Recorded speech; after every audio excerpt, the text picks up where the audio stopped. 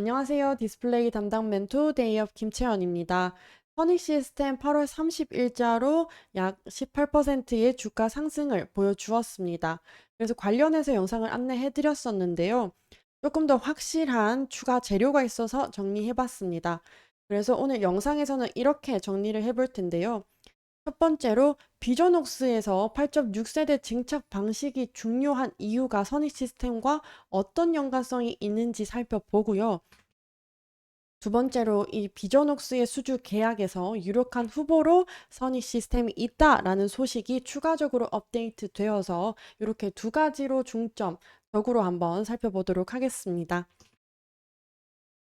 먼저 주가 차트를 한번 살펴볼 텐데요. 9월 2일, 3일자로는 하락세를 이어왔습니다.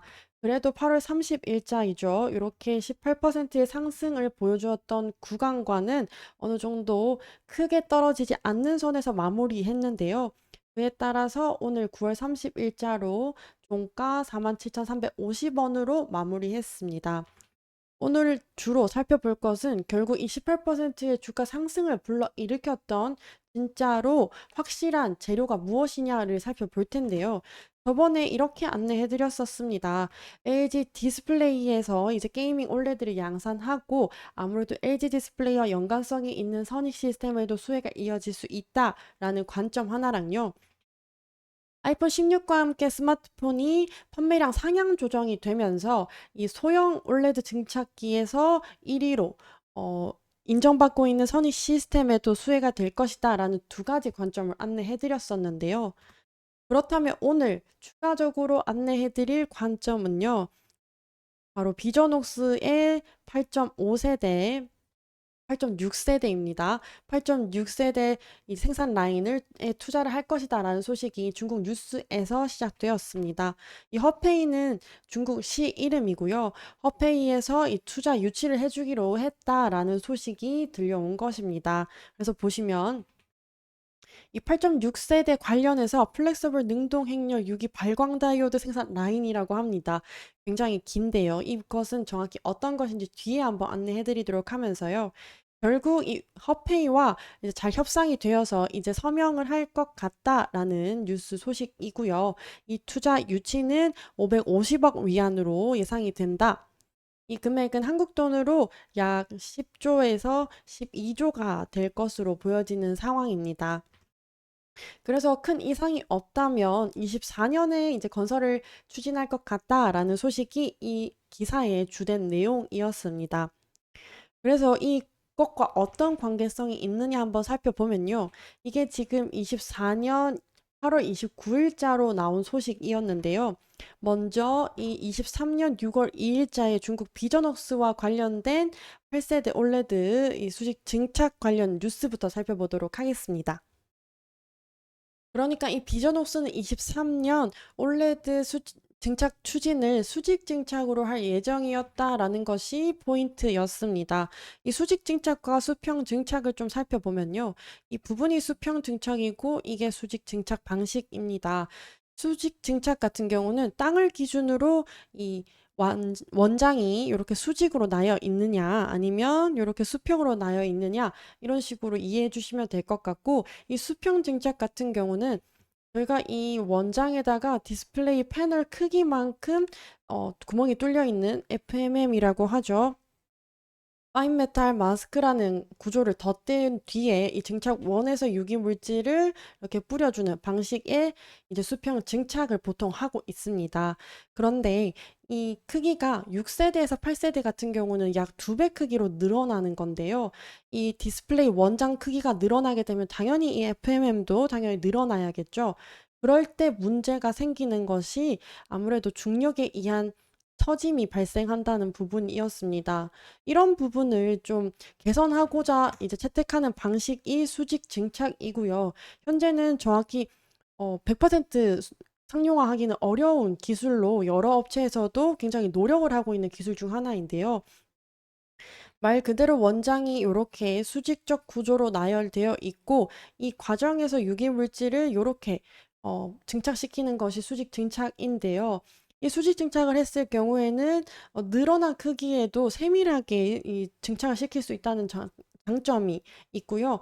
그리고 더 세밀하게 증착이 되다 보니까 아무래도 화질에 있어서도 이 수평 증착보다는 더욱더 개선된 화질을 볼 수 있다는 것이 가장 큰 장점이었습니다.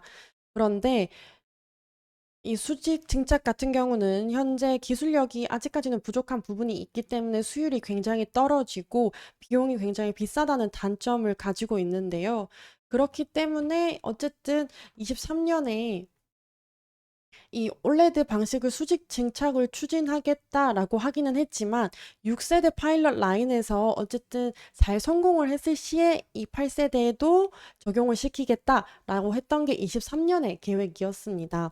그런데 이 지방 정부의 투자 유치를 위해서는 아무래도 신기술을 도입을 해야 투자를 잘 받을 수 있으니까요. 어쨌든 무리를 해서라도 수직 증착을 추진할 예정이었다라고 23년에는 계획을 했던 것 같습니다. 그런데 결국 이 주가를 확인해 보면요. 수직 증착으로 하게 된다라고 가정했을 때 수평 증착, FMM이 필요한 증착 방식을 이거 그 제공하고 있는 선익 시스템 같은 경우는 당연히 이 주가가 오를 수 없었겠죠. 이 의미 자체가 시장에서는 아직까지 수직 증착이 시기상조이다. 이 비전옥스가 VIP라고 하는 수직 증착 방식을 8세대에 다 적용시키기는 어렵겠다라고 했던 이 시장 판단이 있었기 때문에 이 선익 시스템의 주가가 상승했던 것으로 보여지는 상황입니다. 관련해서 또 소식이 있는데요. 한번 살펴보면요. FMM을 사용하지 않는 VIP 방식이 이 8세대에는 유력하다라고 나온 상황입니다. 그렇게 된다면 이 선익 시스템에는 좋은 소식은 아닐 텐데요.